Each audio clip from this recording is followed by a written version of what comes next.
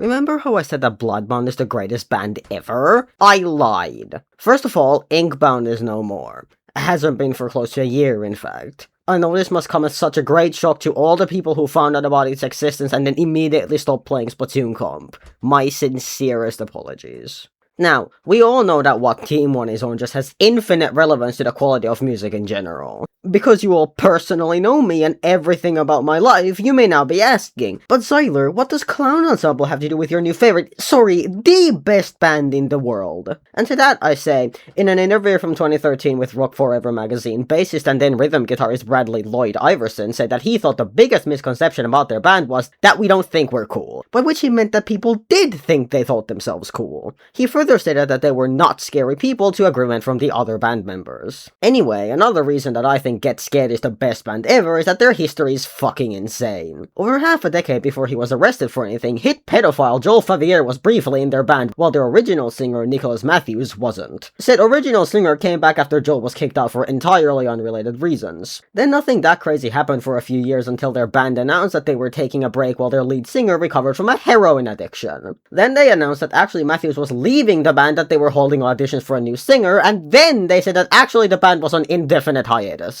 Then Nicholas uploaded a now deleted video where he said that actually the band was straight up broken up because their guitarist Johnny Braddock had kind of just decided that they were over without talking about it to anyone else, and because he had the logins to all of their social media accounts, he was just using it however he wanted to promote his solo career, which the rest of the band wasn't happy with. And like, to be clear, as an outsider this all seems like some soap opera shit, but for these people all of it was very real and very serious. I don't know who was lying and who was telling the truth, but whatever did happen, it seems like they've resolved it. There was a failed attempt at a revival in 2022, but last year they did actually get back together with the full roster and are now writing music again, which I am genuinely glad for. The band was broken up by the time I started listening to them, so it'll be cool to hear an album when it comes out. Finally, the third reason that Get Scared is better than Bloodbound is this. I like power metal. I think it sounds nice. I genuinely appreciate how energizing it is, and I love Bloodbound and other bands in the same genre I listen to. That being said, power metal mostly talks about fantasy and mythology.